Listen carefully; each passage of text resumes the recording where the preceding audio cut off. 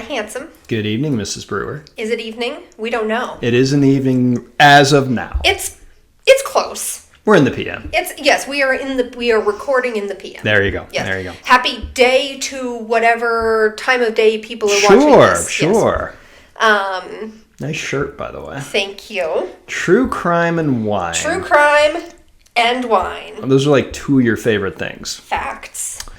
And on theme. I was going to let you kind of do a segue, but I guess you're just blowing right through that. Well, you segued it by bringing up the shirt. You have a nice shirt as well. There you go. Yes, that's what I do. Yes. They broke my heart yet again. Who knows when you're going to be watching this? They probably lost their 9th game of the season. So yeah, I don't know when we're posting this, but hopefully they won whatever Brutal weekend. Schedule. Hopefully whatever week we post this, they won that week. That's true. So fingers crossed. Cool. All right. Excellent. What do we got today, Brewer? Today, topic of the day. One that I know you love. This is one that I've been trying to figure out how to even articulate what the actual topic is. I'm going to let you take this away. But it is true crime documentaries. True crime documentaries. Creepy. To watch or no.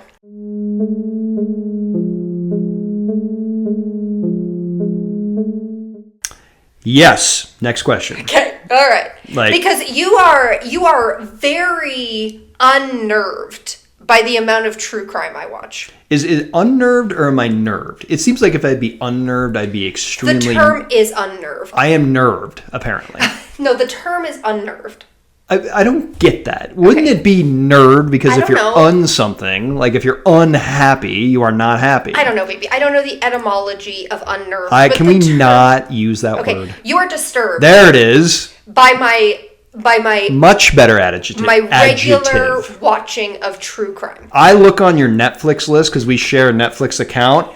It's like a who's who of serial killers, murderers, documentaries. Yes. Dahmer's bests. Okay, first of all, that documentary doesn't exist. Sorry. It's Ted Bundy's greatest hits. Nope. Not also that doesn't exist. I swear to God, that is like what you're watching. Watch that. I think you would. That is I don't think anyone would make that.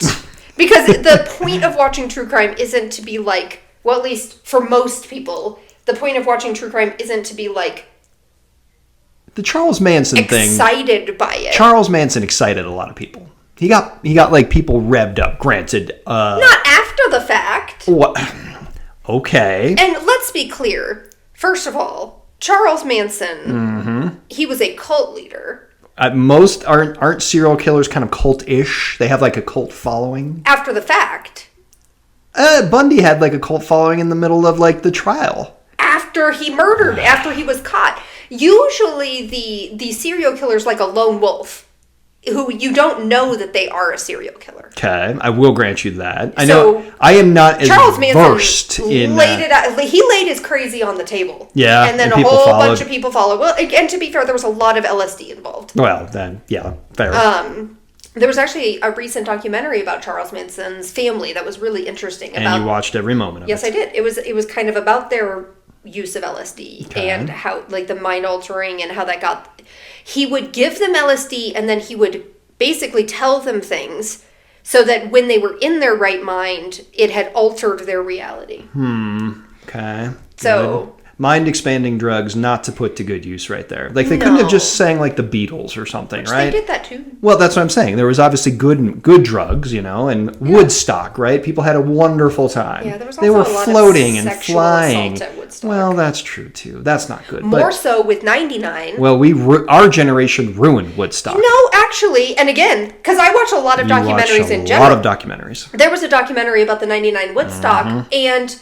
part of the reason it went so poorly is, like, the original Woodstock was, like, this free love. Everyone's bringing... That's what I was just saying. Everyone's bringing food and... No, hold on. Everyone, like, brought food and took care of each other.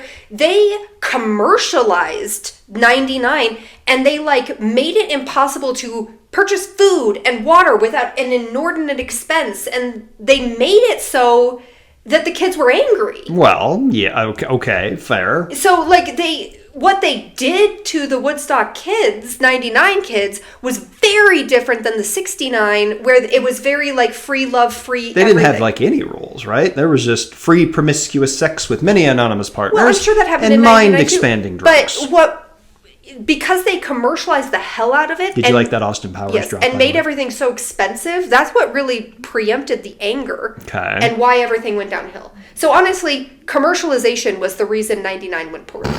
Okay. That and Fred Durst. I remember literally watching that, and granted, I was still pretty young at the time. Was I 16, 17, somewhere around there? It was 99, so do 16. your math. I depend on you for that. You were 17. I was told there'd be no math when we did podcasts. So. I don't know 17. what time of year it happened. I think it was the summer, so I think you were 17. But what I was like, I remember hearing of like Woodstock from my parents and just, that generation saying it was the best time. Just everyone came together, had a wonderful time. And I'm watching it on MTV just like, ugh. Yeah, because they made it. They really did a bad job. Yeah. Anywho, they haven't done it since then. No, and they never will. Actually, Yeah. that part of the documentary was like, I don't think there will be another Woodstock. Lollapalooza goes on every year. We were in Chicago when that happened. Accidentally. We wound up in Chicago during Lollapalooza for no And the good reason. heart of it. Yes. Little did we know that was like the bad weekend to travel to Chicago. Okay, so what is your concern with people watching true crime? Where do I start? Do I have just like, how many minutes do I have here? We usually, these are 25 to 30 minutes. So. One more time on the question so I can process and have a game plan here. Obviously, true crime Obviously. is a very popular Genre of documentary. Yes. So I see on yours. What is your main concern? Why is it creepy to you? I love you to death, but I'm somehow worried that you're going to kill me at points. Okay, being serious, because I hopefully know that that will not happen. My thing is, I know this is a popular genre, especially it seems like in the female population. I don't know a lot of men or just anyone else besides like your demographic that watches and or listens to true crime. Podcasts and documentaries. My thing is like, I understand, and you'll probably use this argument, you want to know thy enemy, right? You want to, because it's normally women who are targeted, unless you're Dahmer. There were a handful of serial killers that went after gay men. Yes. Or, boys or gay men. Yep. So I know that you want to know thy enemy and understand them so you can, in a sense, protect yourself. That I actually somewhat understand and appreciate. And that is just my theory. That is my theory of why women watch true crime. But go ahead. My thing is like, once you've established that you've watched that, like you've watched how many documentaries on Bundy, on Dahmer, on, Gacy, all the big wigs, right? If you go by Con Air, the big ones, Dahmer, Gacy, Bundy, they did it because it excited them, which is just disturbing. I don't get how you can just continually watch those over and over again when you already know so much about them. Fair question. Mm-hmm. I do think that so yes, you hit the nail on the head of my theory as to why women, in particular, are true crime junkies. Fanatics, it seems like. We are most likely to be the victims. Okay, I get that. And so I think that the more information that we can absorb, the better, right? Mm-hmm. And it's not necessarily like, I don't know, there's a fascination with how people got into that situation. And I think that we want to understand the psychology of not only the offenders, but the victims, and try to see how that would affect things. To put your mind at ease. Please do, because I sometimes worry. I'm like, oh my God, another Netflix documentary that she watched. She's learning. You are more likely to kill me than I am to kill you. Well, I haven't watched enough documentaries to know how to do that, so you're in the clear, babe. No, but somehow, we saw a comedian recently, and it was like, why do men think that they can get away with murder when they haven't planned a single thing in their life? Yeah, it was right. Taylor Tomlinson. We went and saw Taylor Tomlinson, and she was like, she had this whole joke about, she's like, you haven't even made a dinner reservation, and this is what you're going to go out on this? She's right. She's right. But I'm kind of a planner, but that not in that way, honestly. No, I think I don't think it's creepy that women watch so much true crime. Well, okay. So I'm very sad because true crime and serial killers, I think, are different because Hold on. I had a thought. It's all the same. I had a thought. Okay. Now, you watch a lot of documentaries of like unsolved true crime. Or I guess that's a contradiction right there because it can't be true if it's unsolved, right?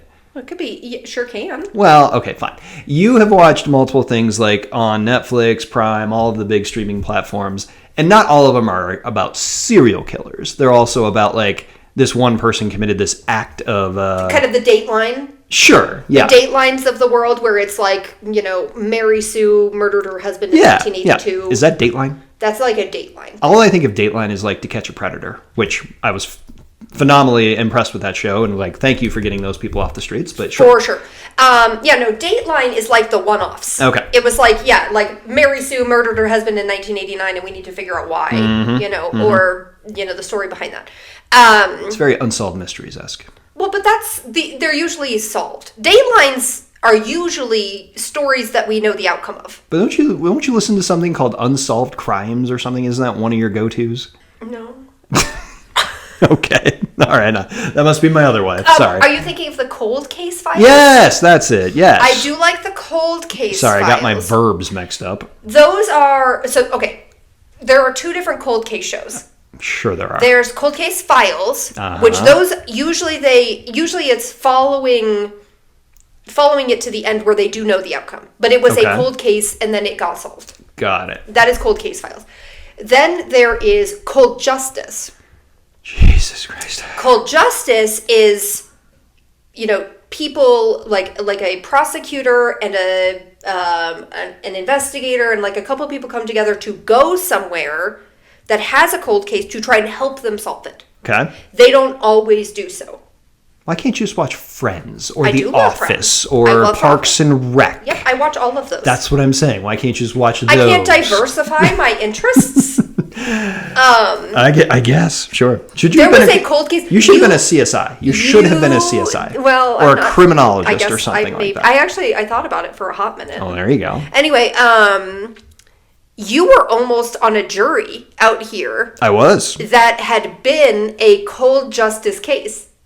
And you had to... I was sworn to secrecy on that. You had to fill out a whole questionnaire about whether or not you had watched the episode. And I was like, oh my God, he's guilty. That was the only... That one. So in my 43 years on this earth, I have only gotten one jury summons. Like, I know you've gotten like 30, right? I get them every 18 I don't know how I evade this, but I'm not going to ask questions because all the time. All the time, I know. I have been on two juries. I understand. The forewoman for one. I have gotten one jury request, had to show up, was on the outside looking in. I was like, not an alternate, but like the second alternate or whatever that is. Yeah. So. No, because you weren't even on the jury. Is the alternate on the jury? Yes. Okay. Alternates sit on the jury. I was like literally on the outside looking in then. Yeah, you almost made it on and didn't. And then you came home. I have actually been on. And henceforth has never gotten a jury summons. I know. I don't know what it is about. I don't either. They just really love me. Apparently. I guess. You're very impartial, apparently. I was on two different juries, but that's neither here nor there. Although perhaps me watching so many true crime documentaries would make it so that I would be a very good juror. They're keeping track of your Netflix list. That's what maybe there's an algorithm for jury summons, and it's like, oof, she recently watched this documentary. We should kick her in. And here I am watching reruns of The Office. They're like, not this guy, or MacGyver from back in the 80s and 90s. Yeah. Maybe you should start watching like old Matlock episodes. Sure. There's an idea. Or what is it, Murder, She Wrote from back in the... They are bringing back Murder, She Wrote. I know. Obviously Angela Lansbury's dead, but it's a new person. This guy here is dead. I miss her. She was lovely. Do you know that she was like 50 when recording that, and I thought she was like 90? I know. People were older then. Tangent. I saw something of like a 50-year-old supermodel and a 50-year-old back in like the 1960s. Well, it's like Jennifer Aniston. Right? Yeah. She's like 50 plus. Talk about a cougar. Right? Yeah. Yeah, 50-year-olds now are hot AF. Yep. And 50-year-olds... The Golden Girls the Golden Girls were in their 50s. I'm 5-6 years... 4... I'm not too far away. 5 years away from that? I could be a Blanche soon. And the curly white hair does it for me. I really hope that I don't become that. Yeah. Although Blanche was... Which one was she? Was she the really old one? She was slutty. Blanche was slutty. I never watched The Golden Girls. Blanche got around. Did she? She had a lot of, yeah. Was she a widowed or was she a... I actually do not remember the backstory of all the Golden Girls. Oh my God. But I think one of them was divorced, one of them was widowed. Okay. So they're all single and loving it? All of them were single. Single and loving it. And dating. Ready to mingle. Yeah. And they were all in their 50s. And nowadays, I'm 4 years away from that. 5 years away from that. I can't do math. Sex in your 50s is like a normal thing. Back then, it was like, oh no, we don't discuss this. You're postmenopausal. Fair enough. We are so far off the rails right now. Oh, we are. We went True crime into Golden Girls and talking about sex in the 50s. Wow. Where did... Okay. Okay, so to bring it back, yeah. I don't feel like true crime's creepy. I feel like it's just learning about what has happened. So learning. As to... There's that word. Learning. I said the same thing. No, about learning about what has happened so as to hopefully prevent yourself from becoming a victim. So what have you learned? Lots.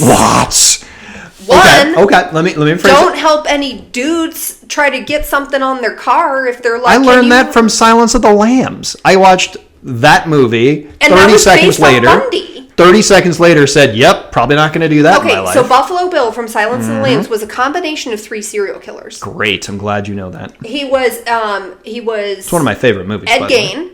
He was Ted Bundy. Okay. And he was... Oh, shoot. Who's the third one? The lotion on the skin. That's Ed Gein. Really? You know far better than I would. Ed Gein started as a grave robber. Great. And then, because he wanted to, like, make things out of people's skin. High quality individual right there. Yeah, Ed Gein had issues. Okay. Lots of issues. Okay. And they have, like, there's... So, okay. How far are we going to bringing it back in, Gein, don't help people with furniture on the back truck. Got that, check. Ed Gein made a belt out of nipples. Anyway, Lindsay. Moving on. Don't help people unload furniture. Yes. Check. Okay, I think it's all about being aware of your surroundings. And it's also very interesting to me because a lot of there are fewer, like, famous serial killers now than there were in the 70s, 80s-ish, around that time period, where there were the, Bundys, Dahmers, Gacy's of the world. Fucking Gacy dressed as a clown. That's just double whammy right there. I can't do it. Yeah. Can't do it. I think that what's interesting is, one, and we could go into a whole sociological road down here. Mm-hmm. I think that the women's liberation movement... Wow. Really... We're going here, are we? Pissed off... Like, a lot of men didn't know how to handle it. And so... They didn't know how to handle it, and so they just went around killing girls because they couldn't figure it out, how to handle their emotions. So they had mommy issues. And then there was, like, Now, psychologists would say that Jeffrey Dahmer, who killed gay men... Yes. Had he been straight, he would have killed women. Okay. So this was not him having a... issue with his repressed homosexuality and a society that wouldn't accept him. It wasn't that. He was a serial killer. He just happened to be gay and kill gay men. Okay. Like that's the psychology of it. So it's very interesting to learn about how people got into those situations and kind of like things to look out for as you talk to people. Did you have any red flags about me? No, I did not. That's good. We're married, so had I had any, I would be very not good. Not good. That would not be good for me. Do you think it's weird? Okay. Another question. Do you have a lot of friends that watch true crime? Yes. All of them? Most of them. And it's all women? Yes. Okay. I just think that, I've had many a conversation with our friends' husbands about this, and that was a rhetorical question on the, how many friends do you have? Because I know most of them. And every guy's like, yeah, it's fucking weird. Like, should we be concerned? And like one or two, fine. I guess I can understand wanting to know the psychology and what to look out for. But when you watch like 30 documentaries of the same person or the same genre of people, and you obviously sounds like you are very well versed and know what to look out for, I'm like, I just can't do that. I need some Office. I need some comedy. I need some Seinfeld in my life. Break it up. I'm like, oh, she's watching that again. I guess you're binging the Dahmer series. I'll catch you in a week. That was really fucked up. Hence the Dahmer series, like the actual like the fictionalized version that went on Netflix called Dahmer. It's the guy from what's his face? It's Evan. It's Quicksilver from. Evan Peters. Evan Peters. He's Quicksilver from the X-Men. I'm like, I just cannot picture. He did a great job. They were really worried about him because he's such a method actor that he really got into character, and everyone was like, "Are you okay?" Perhaps we should be on the lookout. Red flags on that Bolo for Evan Peters. Yeah. I'm sure he's gotten therapy since. I would certainly hope so. Getting in the mind of that guy. Yeah. No, I think it's just know thy enemy. Okay. I think that's what it is. So really it boils down to, I think it's creepy. I feel like we're going to be very split on the demographics here. Honestly, this might be another battle of the sexes. Battle of the sexes, exactly. This might go straight down the middle, really. Men, we need you on this one. Yeah, no, I think, well, and I'm actually curious, just putting this out there. I'm sorry, interrupted. Just putting that out there. I would love to hear if guys find this interesting. Like, I just don't. Like, I cannot watch true crime. I just can't do it. And I mean, granted, I like me a CSI episode here and there, but like one or two, and I'm good for a year. Like, I really am. I do not personally know any men that watch true crime off cuff. Okay. But it's one of those things, though. Like, you guys have never, you've never been walking down the street and, been thinking about having your keys between your knuckles just in case. Like, that's not a thing you do because you live in a world where you're very much more secure. You're less likely to be victims of crime. Yeah. You are less likely to be the victim of something like this. So you're just... But do you have to watch out of sight, out of mind. Do you have to watch a crime show or a true crime show to know that, though? I think that for men, it's just like you don't understand because it's not part of your reality. Okay. So there's no reason for you don't want to watch it because you're just like, well, don't do that. Yeah, exactly. Let's be better. What's your first rule? Be a good person? No, my first rule is don't be stupid. Oh, that's right. Second rule is be a good person. No. Don't be stupid, don't die. Be a good person. That's true. That's true. Somehow I feel like don't die should be number one. Well, if you're not stupid, you usually follow rule number 2. Okay. Yeah. Okay. You're more likely to be stupid. You're like the Wedding Crashers and rules right there, by the way. Yeah. So I don't know. This will probably be a battle of the sexes. Most of the men we know are probably going to come down and say it is creepy as fuck that you guys watch that, and most of the women are probably going to be like, "Yep, love it. Wish I had gone to Crime Con when it was out here in Colorado." Do you want to tell your Crime Con story real quick? We were doing. I didn't even know this existed, by the way. We were doing escape room. Yeah. Us and Jack. We had a little Jack mom-dad date. A couple weeks ago. And it was a little while ago. Yeah, that's true. And Crime Con was going on in Denver, which is like huge crime, like true crime. It was just a whole bunch of women getting together to talk about true crime. So I've been to Fan Expo and I fanboy on Fan Expo. This is Fan Expo for true crime. But I'm trying to understand the gravity of the situation and really what is involved. Are people like doing demonstrations? Are they having like hangings? I don't know. That's what I'm trying to figure out. Okay. A little bit more seriously, like, is there memorabilia? Is there shirts? Yeah, I guarantee there is. Merchandise? Yeah, there's merch, for sure. I'm gonna need. I feel like we need to be on location and filming this next year, just to. I think we should go to CrimeCon next year. Oh my god! But like one of my favorite podcasters, they were there. Okay. It's My Favorite Murder was one of my favorite podcasts, and they were there filming live, and there's panels and there's people who write about true crime. I think that Patton Oswalt was there one year because his wife, who died while writing a book about the Golden State Killer. Didn't he do the voiceover for Goldberg's? Was that Patton Oswalt? Yes, I think so. Wow, good pull. I'm proud of myself on that. So his wife, Michelle McNamara, was writing a book. Good God, you're like Rain Man with this shit. About the Golden State Killer, and she passed away right before they actually caught the guy. And this is my wife. See why I'm worried? She knows everything about crime. But I know about it. It's not like I'm tempted to go do it. Please no. I am 41 and have yet to commit a crime. So I think we're fine. Caught anyway. Caught. I mean, other than drinking underage and things like that. Jaywalker, you. We did jaywalk recently. So I guess I have committed Breaking the law. So I've never committed a violent crime. All right, fair So enough. I think we're in the clear on that. I guess unless you do something real stupid.